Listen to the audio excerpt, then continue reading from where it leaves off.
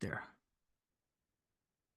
Hello there. Welcome to Just the Discs. My name is Brian, and I am joined today by Mr. Justin LaLiberty, returning to the show to talk about his new label, CINEMATOGRAPHE. Justin, how did this new label that we just saw announced during Subscriber Week at Vinegar Syndrome, how did this whole thing come about? Pretty organically. I've been with Vinegar Syndrome for a few years. I handle OCN Distribution, our sister company, and I've just, always wanted to sort of have my own kind of avenue of getting the films that I really like out, which isn't to say that, I don't like what we're doing at Vinegar Syndrome or, what a lot of the partner labels are doing at OCN. But of course, the partner labels are their own companies. I have nothing to do with them beyond, my kind of capacity as like a logistical person within the company that handles distribution. And with Vinegar Syndrome, I've had my hands on, extras or packaging or acquisitions, but I really wanted something that was curated to my tastes and to, things that I'm passionate about, and also just a chance to kind of make a line from the ground up, figure out what I wanted to do with packaging and art and acquisitions and, kind of tell a story with it, like something that would be, reflective of who I am and kind of where I've come from and what I would like to see happening in home video and curation and kind of everything under that umbrella.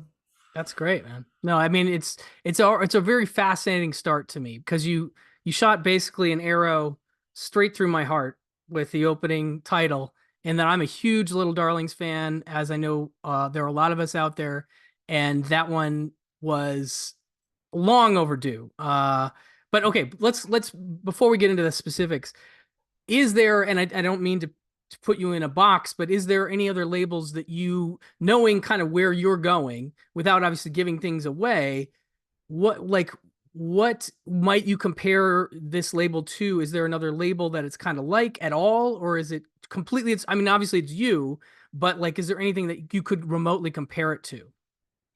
Not really. And I like that. I feel like saying that is kind of I feel like it's the type of thing where if somebody says that it's like bullshit, but I don't really know, it's I've never seen another label at least intentionally solely focus on American films. Like there's definitely labels who have, but I think that a lot of that comes out of maybe necessity or just where popularity is to an extent, or, whatever have you. Like, of course, studios like Hollywood studios are going to predominantly deal with Hollywood movies. So they're different.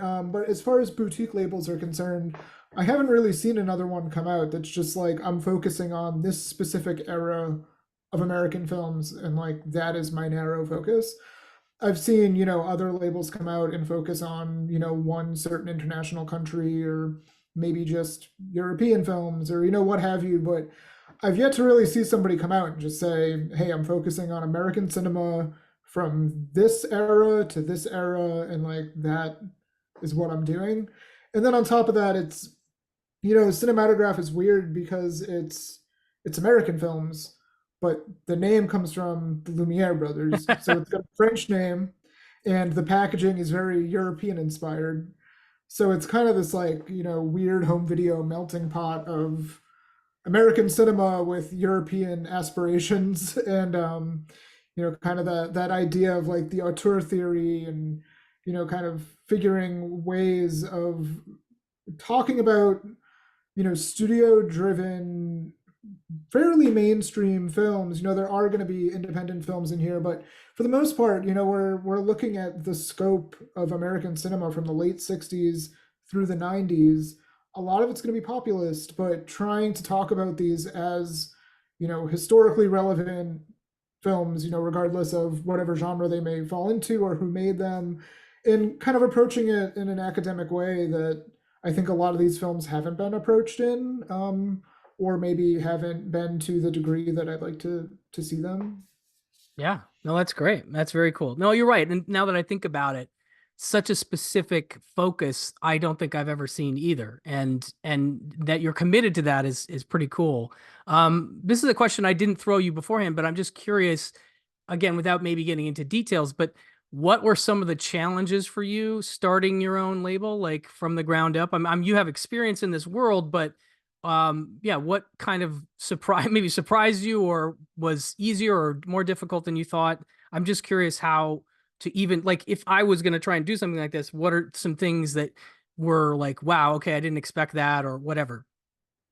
Just how much time everything it takes. It's every time, like I had all these, ideas or goals that, I really wanted to kind of hammer home with this line. And it's just like everything that I thought like, oh, that's not going to take too long. And then you find out, no, that's going to, it's probably take 48 hours. No, it's going to take weeks. And then, oh, that thing probably take me a week. It's a month. Like it's things that you just expect to be simple, or even if they're not simple, you expect like the turnaround time to be less than it is. It's pretty surprising how long like every piece can really take.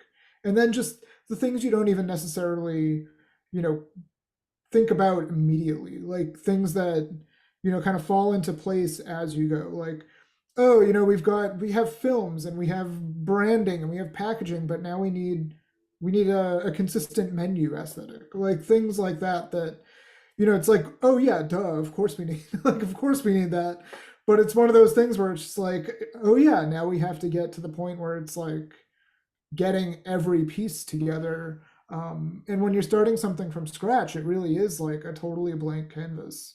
And so, you start getting to a place where, okay, I have the brand, I have the art, I have the packaging, we have the films. Now, like, what happens when somebody puts a disc in?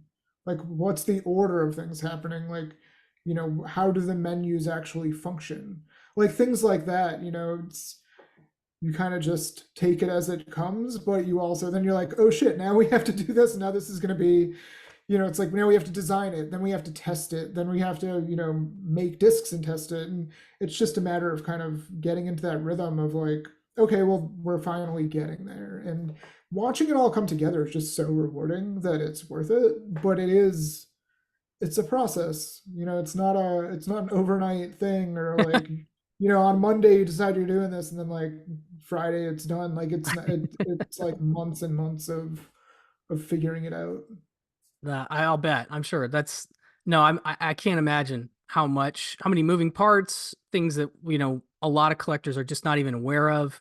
But that said, as a collector yourself, did you find that stuff, I would imagine, informing how you design a menu, how you design the packaging, things that maybe are little pet peeves about, disc functionality and storage to you, I would imagine influence how you do this stuff, right? Yeah, absolutely. I came into this as a collector. I also came into it with the curation background, so there were a lot of different kind of pieces that I was like bringing to it when I decided I wanted to do this. And as a collector, it's, I mean, you're a collector, so it's, Yeah. as a collector, like there's no, I don't see myself like, when I think about like what do I want in home video, it's never like ABC. It's like I want everything. It's not like, oh, I only like this style of packaging, or I only like it when discs do this. Like I kind of have a room for all of it to an extent. I mean, I don't like it when things are cheap or shitty, but it's, Yeah. there's different types of packaging that are great, and there's, different types of functionality that is great. Like there's certain ways you can navigate a menu that work well, and it's not like there's one solution to everything. So when I came in, I wasn't like, I want it to be this and only this. I came in and was like, well, I want to do all of these different things. Like, how can I make all these pieces fit? And I really wanted, one of the guiding principles for me with Cinematograph was to have it have a very specific, like, literary component. And so, that was like, I really wanted this to be something where the books were a part of the package. And naturally, that led to a media book. But one of my personal, I guess if you call it a peeve, is I don't love that media books aren't contained in something else.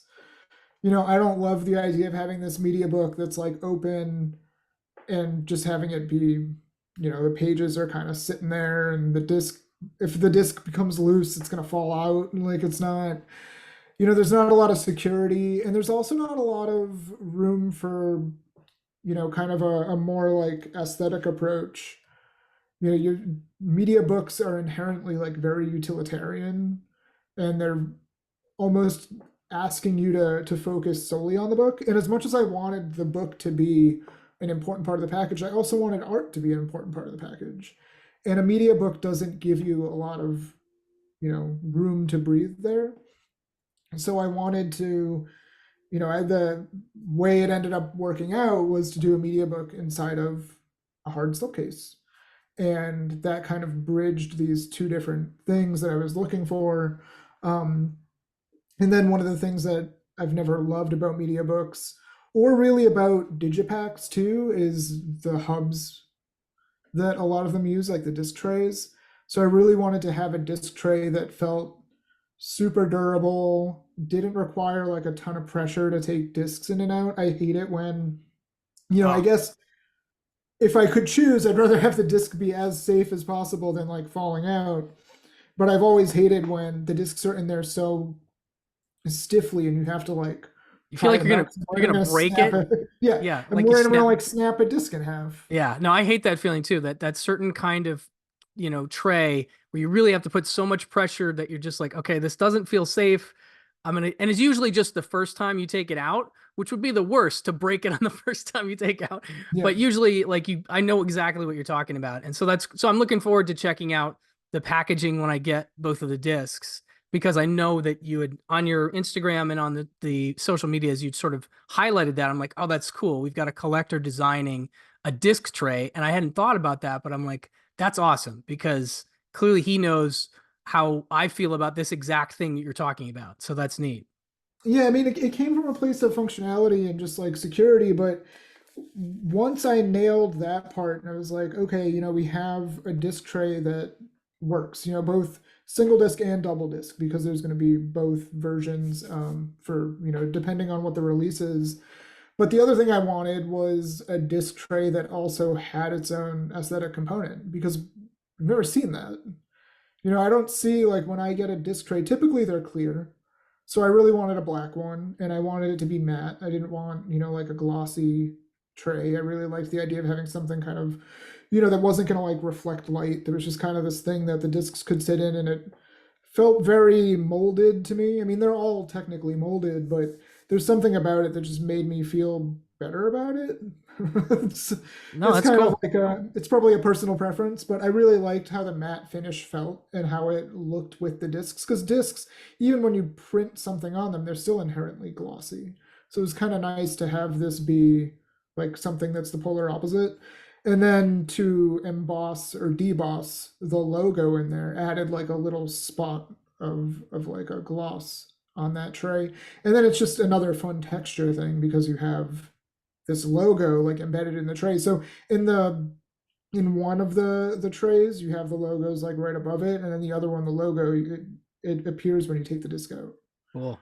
And I thought that Nice. was really fun. So there was just all these little pieces that I really wanted. I really wanted it to be like a very tactile package. So you have the matte finish, which has its own kind of texture to it. You have the embossed tray. You have the ribbon that you use to pull the case out.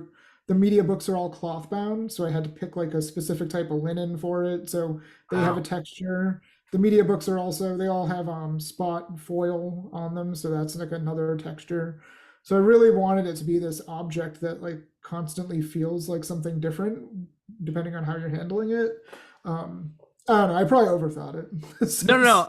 I actually didn't think that sounds great. I mean, there is a certain fetishization of texture on packages, whether collectors want to talk about it or not.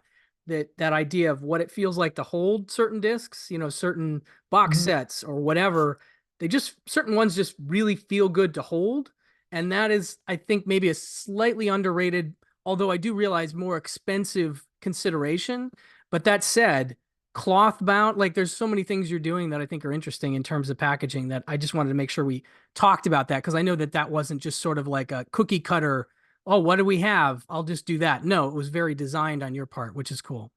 Um, Yeah, I'm really excited about it. You know, one of the things we actually do have to work on is getting slipcover protectors made for them. oh, special Right size, right? now, yeah, they're different sized packages, so we have to like actually get custom made protectors. I don't actually use protectors I myself, don't which either myself, but I get that some people want to do yeah, that. But that's yeah, cool. so Yeah. it's one of those things that I know people want it. I've never used them, which I guess I'm just a little bit more rough and tumble with my stuff. I don't know, but it's definitely a recognized thing that, we are working on. So those, custom making them takes a bit of time. Good to know. Collectors, I'm sure, had those questions, those ones that do use those. So then, I mean, the other big question is, well, there's many, but where do you start? How do you decide on that first title? And why was Little Darlings the first one that you're going to put out? Because it's awesome. Well, okay, yes, it is awesome I for mean, sure. it's No that, but argument. it's also, I wanted the first one to be something that people were going to see it and go, oh shit, okay, like this is a real thing. This isn't like, some fleeting thing that they're trying to do. This isn't, another. I mean, I love our sublabels. I'm very much, I work for Vinegar Syndrome. I really like what we're doing. I think VSU, VSA, VSL, like it all has a place, and I think every one of them is pretty identifiable in what the approach is to the curation there, because those are curated as well. Like what we do at Vinegar Syndrome is curated. Like we are doing things in certain spaces where it makes sense. And I was when Cinematograph was launching, it was very important to me to kind of come out and be like, I'm owning this. There's a person behind it. There's some people know me from Alamo, or they know me from writing or whatever else, I've done in my career. And I wanted that to be a thing, but I also wanted it to have like a Vinegar Syndrome seal of approval on it. It's like, okay, some people know who I am and they can trust my taste, or they know me as a collector and they can have faith in that. But I also wanted people to go, Vinegar Syndrome are behind this. And we know what quality to expect from them. We know what to expect from the restorations. I'm not restoring anything. The Vinegar Syndrome restoration team, who are amazing at what they do, they're restoring the films. And that same level of attention and, the hours that they put in, that's all there. So I really wanted things like that to be apparent. And with the film that we chose for the first film, I wanted it to be something that we can say, we did this. Like Vinegar Syndrome did this. It's coming out from Cinematographe, but our restoration artists worked on Little Darlings and they did a 4K restoration of it. And it's a movie that I've been working on it for a long time, but before I was working on it, I thought it was never going to happen. Yeah. And I think people generally, fans of that film, just never thought that this was going to see the light of day. And that's what I wanted. I wanted a film to come out that nobody saw coming, really.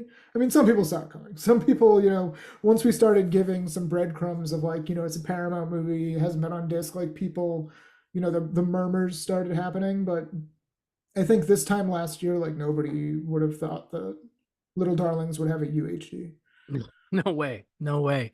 Did you find any difficulties finally getting it out? I know that it's been one that's been wanted for a long time, but was it not that hard to finally get? I mean, obviously it wasn't easy, but Yeah, I mean it took a long time. yeah. There's reasons behind the scenes of like why it hadn't come out for as long as it hadn't. But once I started working on it, like Ron, the director, was the kindest, like, most gracious person to work with. He's really proud of the film. He's all over the disc. There's an hour-long interview with him. There's a great commentary track with him. We unearthed some of the TV footage that they without him, they had made like a TV cut of the film, and we have some of those scenes on the disc with him like giving an introduction to them and like putting them in context. So once it was happening, there wasn't really all that much difficulty. It was just that everybody was like super excited for it to be happening.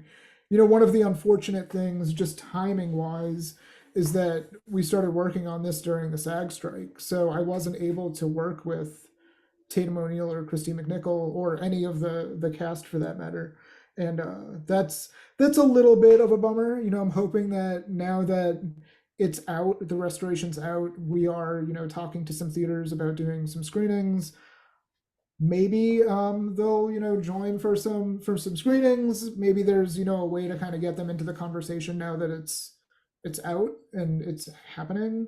But yeah, during the process of working on the disc, that was really the only kind of bummer, was that it was just the way timing worked out. We just couldn't work with them or any of the rest of the cast. Totally understand. Yeah, it's just unfortunate, but great to have the director involved. There's so much I have questions, and I would love to hear, his take in that interview and in the commentary. I can't wait to get, because it's a movie I've been, a fan of for a long time, as of you. And so there's just a lot of things I'd love to hear about behind the scenes, whether it's from the actors or not.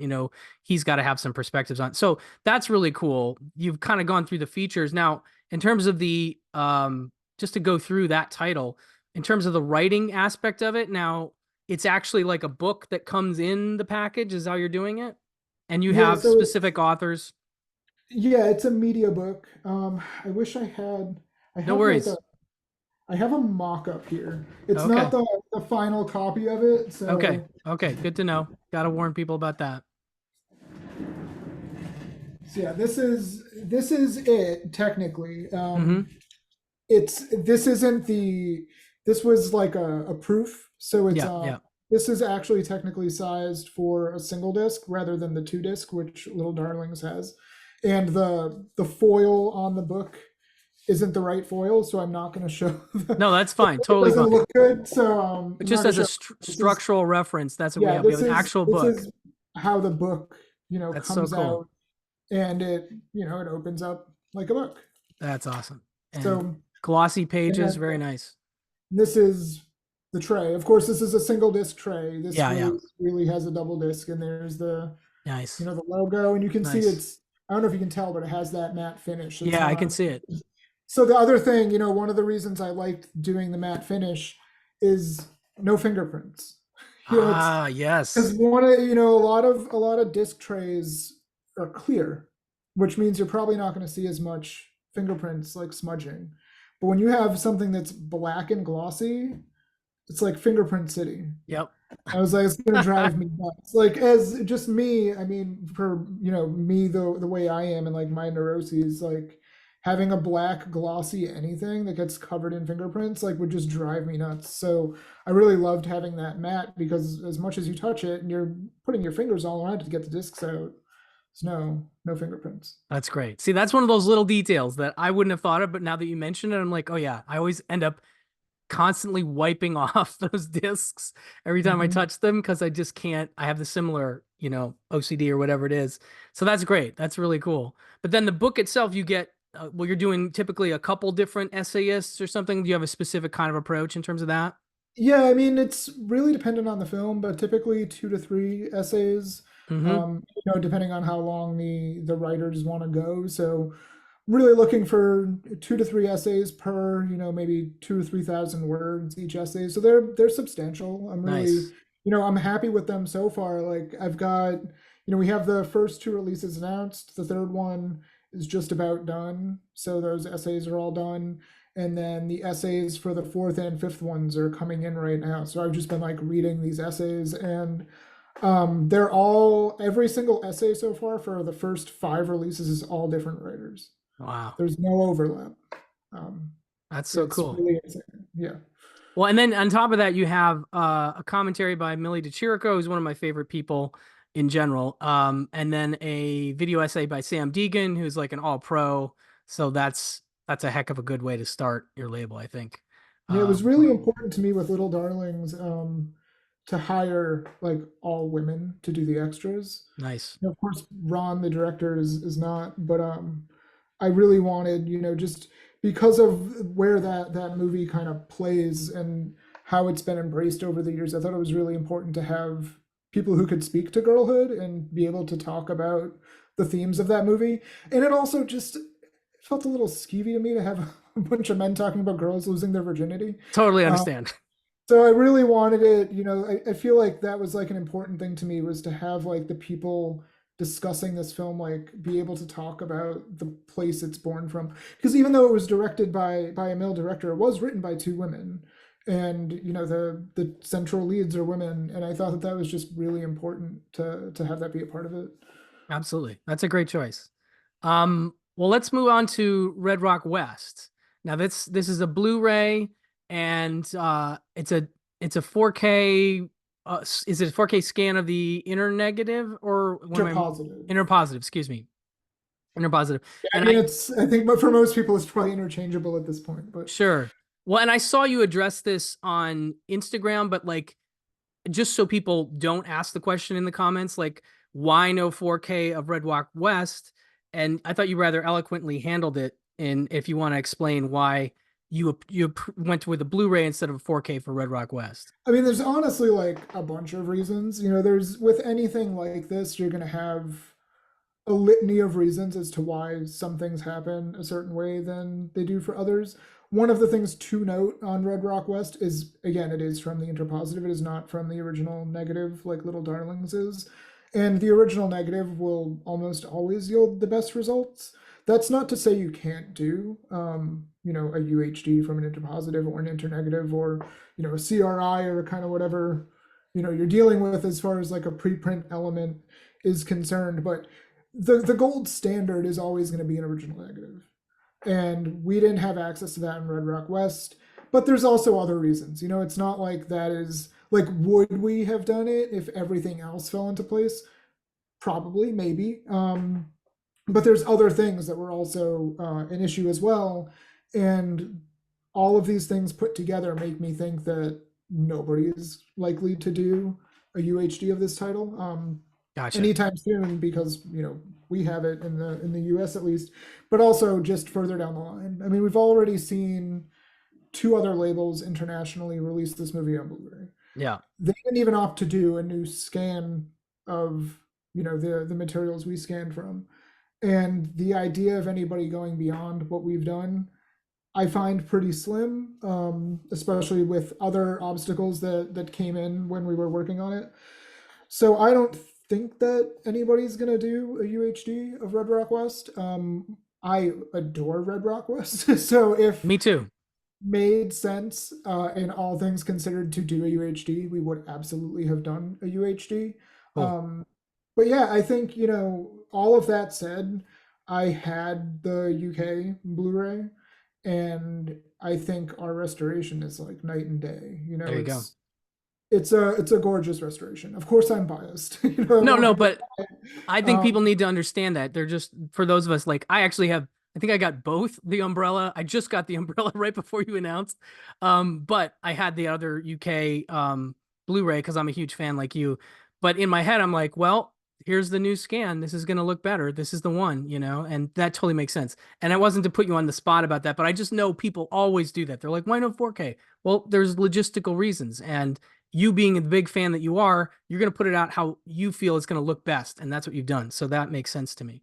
Yeah, I Uh, mean, it's one of those things where, there's just so many things that go on behind the scenes on any given title, from the technical to the logistical to financial. Like, there's all these different elements that affect what we do, including elements themselves, like the actual film elements. So it's, whenever we enter something, we always want to do it the best we can. And the best you can ends up having to adhere to a bunch of restrictions, or obstacles that come your way, or just the reality of the situation. And Red Rock West, I've seen it on film a number of times. I programmed it on film, and our restoration looks like film. Like, great. it looks like, and it that movie, it's a dark movie. Hmm. It's a lot of that movie takes place at night. I was just And going to say, I found previous home video versions to be difficult to kind of, especially in like the darkest scenes, like the cemetery scene. I hmm don't want to spoil anything in that movie for no, people. So, but yeah, I think ours like really handles like the nighttime shots really well. It's just, there's really nice layer of grain, and yeah, I think it looks magnificent. I just watched it. I actually we just got them in, so I watched it on my 65-inch OLED the other night, and I was like shocked at how good it looks. Because before, I watch a lot of things like in my office on a smaller screen, like during my workday, and I put it down on my 65-inch, and I was just like, it's like amazing. Yeah, I And was can't really wait. blown away by it. No, I mean I can't wait. It's a a big deal that it came out at all, and suddenly there's three Blu-rays, and now this is obviously the one. But that was, I thought that was a great choice as a second film. Again, choosing the second film I think is also almost important as choosing the first. So when you go with something like that, I know it's obviously just another film you love, but it's such a different movie than Little Darlings. This incredible neo noir, I think for me one of the greatest neo noirs out there. Certainly of that period, it's top. I mean, it's so good. And the twists and turns, the self awareness of the genre within it, I find to be so rewarding to show it to people because they don't know what's coming, and the movie kind of knows that you don't know, but is aware of what you don't. It's hard to explain, but it's such a great movie. So this one was this the natural second movie, or did you really belabor like what's number two going to be? I mean, I've been working on. I have the entire year of 2024 already planned and in progress. So there's always been a bunch of films kind of available to move around or figure out. And it was Red Rock was a nice one just because I didn't want people to think that cinematograph was like one lane. Like it's all American films, from these specific eras. Like it has that focus, but I didn't want people to think there would like never be genre films. And while genre isn't the focus, by any means, there are going to be genre films in there. And I thought Red Rock was a nice one where it was like, we have Little Darlings. It's a very like sweet movie. It's a comedy. It's a drama. It's got romance. Like it's very much like a thing that Red Rock is not. And I liked kind of having like this dichotomy of here's a genre movie. It's like a pretty tough genre movie at that. It's from the '90s. It's got Dennis Hopper and Nicolas Cage like being mean, and then you have Little Darlings, and it's like this very sweet early '80s like summer camp movie. And I thought that that was like a really nice, just very disparate films to launch with. And that way, if I figured there would be Vinegar Syndrome fans and people who came in and were like, "Yeah, Little Darlings is not my thing." Totally fine. Too Like bad for it's them. yeah. I mean, I hope they take a chance on it because I think it Me has a too. lot of I think it's just a very rewarding movie. But at the same time, like I figured, hey, if you're not into that, you'll probably be into Red Rock West. Good call. And it seems like that worked. And hopefully people like Red Rock, and then they like the one in March that's coming up, and so on and so on. And then they're like, you know what? Maybe I'll go back and check out Little Darlings because I liked all these other ones. And to me, that's the end goal, is that somebody likes enough of what comes after that they go back to the beginning. Yeah.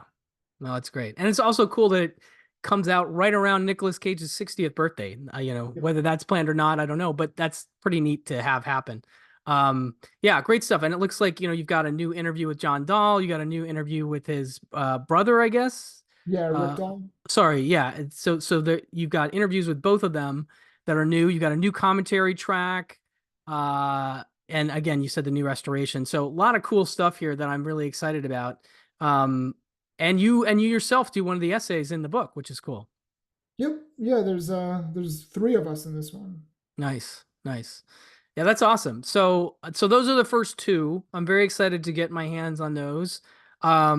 I even got the t-shirts coming. Oh, great. I'm pretty excited about the label, I gotta say. Like you kind of hit me like with a couple that I'm like, this could be something that I'm gonna be wanting to get all of. So I'm looking forward to. So how many titles this year? So you have one coming in March, and how many more this year? Yeah, it's almost it's similar to Vinegar Syndrome where we're not releasing anything in June and December. Mm-hmm. So it's every month except for February. And yeah, the next one will be March. February we took off because we did two in January. So Makes sense. following February it's one every month. Very cool. And Very cool. maybe there'll be another month with two or something, but there will at least be one release every month for the rest of the year. Yeah, no, it was a really exciting way to start out the year, just to get your label launched and see what it was going to be. And I got to tell you, I had an alarm set on my phone for every day of the week, but specifically for Sunday when you announced that second title, I was like, okay, this is where we're really going to get an idea of what this is. And I was not disappointed with that. So, if you are there any broad strokes? I mean, you've already talked about basically what the pool of films is coming from. Is there any broad strokes things you can say about the future of the label in general, or I guess it's kind of covered by the era stuff? Yeah, I mean it's American films, but it's also the genres are all over the place. It's comedies, dramas, thrillers. We're not really getting too much into like action and horror, but Okay, there is like a movie that skirts with horror that's coming up. So it's definitely not what I think people would horror fans would gravitate towards necessarily, but there is a movie coming that has some like horror flourishes to it. cool. And there's we're very studio heavy right now at the start, but there are some like tried and true indie movies coming out that I think people are going to be really excited to have on disc, and especially to have on disc in HD or 4K. Like that's things that people probably never thought would happen, that I never thought would happen, and now they're Well, happening. two more questions. One, how many of this year's slate are 4K versus Blu-ray? Is it like 50-50 or 70-30, or what's Might your be best guess? 50-50. I mean, Oh, some of them are wow. still some of them we're still figuring out. Sure. I will say that the one in March is 4K. So Nice. the next one is 4K. Great. But yeah, I mean, some things are just still in progress, so we're not Totally. far along enough to know everything yet. But the next one is definitely 4K. That's awesome. That's very exciting. Shoot, I forgot my second question, but like, I can't wait to see what's coming, here. And I really appreciate you taking the time to talk about it. And I hope the response you've been getting has been enthusiastic, because I know like I said, I'm excited about it. Yeah, I think people seem really into it, which is, I honestly didn't expect the response to be as enthusiastic as it is. I of course hoped it would be, but when you live in something for so long, or you feel like blinded by it, you're like, all right, well, let me roll the dice and see what happens. And people were stoked, so I'm really Very happy. cool. Very cool. Well, maybe we can have you come back after a couple more titles come out. We can talk about some more of them. But like I said, it's a very promising start. And so I wanted to get you on to talk about the label. And for anybody that's maybe not on the cusp of these things, like the hardcore collectors are, maybe some people haven't even heard that this happened. And I wanted to make sure people were aware of this grand announcement, this new label that's come to town. So thank you so much for coming by to talk about it. And like I said, I look forward to everything you're announcing. I look forward to March and everything beyond. So Great, thank you for having me. my pleasure. Thank you so much, sir. Okay.